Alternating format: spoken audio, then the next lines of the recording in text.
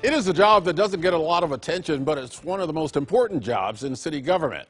The Portland City Auditor is in charge of calling out government waste and making sure taxpayer money is spent properly. The auditor oversees about 50 employees with a budget of some $11 million. Simone Reddy was elected Portland City Auditor in May, succeeding Mary Hull Caballero, who declined to seek a third term. Reddy currently serves a similar function with the Metro Regional Government and was an auditor in the Secretary of State's office. Simone Reddy, welcome to Eye on Northwest Politics. And I did say Reed in my intro to this segment, and I correct it now. It is Simone Reddy. Thanks for being here. Thank you for having me. Now, you said that you wanted to restore confidence in Portland city government. What did you mean by that?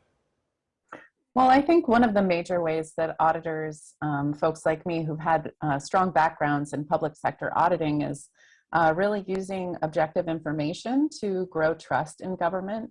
So being really transparent about what things are working, what things need improvement, is one way for residents to have better understanding of how their government works and the extent to which it's serving their needs.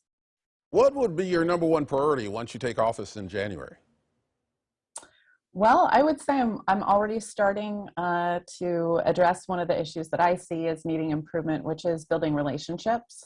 That's a really important way for auditors to build their power and use it so that their recommendations get implemented. I've started by meeting folks within the auditor's office just to get acquainted, and then I plan to have appointments with other elected leaders and as well as bureau directors just to get myself familiar with the structure of the city and make sure that everybody knows that I'm there to hold the government accountable. One of the functions of the auditor's office in Portland is police oversight. So what do you see as your role when it comes to police accountability and citizen review of the police?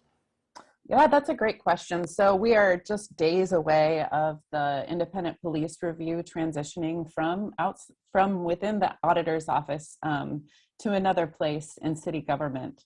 That's definitely an area of accountability that's gotten a lot of public attention in recent years.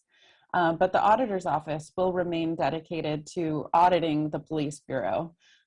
That's a mainstay of the audit schedule, looking at ways to improve public safety. And so that's a tradition that I plan to continue through our audit work. Along those same lines, the current city auditor, Mary Hull Caballero, has been pretty aggressive about saying the police bureau needs to better manage protecting citizens' rights, especially when it comes to things like surveillance and keeping records on private citizens. Do you agree with that? I do. I think it's an area of risk that Portlanders should be watching out for. The police bureau is seeking to use body cameras in order to build trust and have more accountability in their interactions with Portlanders. And so Portlanders should really care about how their information is being protected in that process so that there's a fair relationship between police and the folks that they are protecting. Another recent city auditor's report actually tied into a report by our reporter Elise Haas about housing for veterans, allowed to deteriorate into almost unlivable conditions while the joint office collected nearly $850,000 in rent at one of those facilities.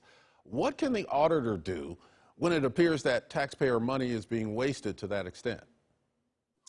Well, one great tool that the auditor's office has is an accountability hotline, and that's a way for folks to call in instances of fraud, waste, and abuse that they might be observing. The Ombudsman is also a resource to the public when it comes to unfair treatment, when it comes to how folks are being served by the city. One of my priorities during my campaign, and something that I hope to continue, is really looking at ways to improve public safety and equity as the city responds to our homelessness crisis. And so that's the very kind of thing that I would like to look into with the audit services resources, is making sure not only are folks having access to housing, but is their safety being maintained as well. Do you have a similar setup at Metro? Do you have some experience with this? I do have experience auditing housing. I'm a principal management auditor in the Metro Auditor's Office, so I work under the elected auditor. And our office has completed 2 audits already of housing services at the regional level.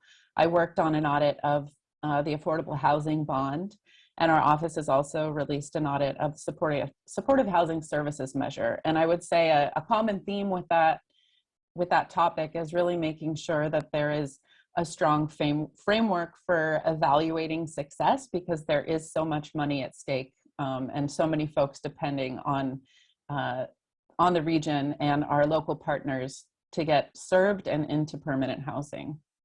Your job as a government watchdog can put you at odds with elected officials and city bureaus. Does the auditor have any teeth, or do you just have to hope that public officials take your reports and your recommendations seriously?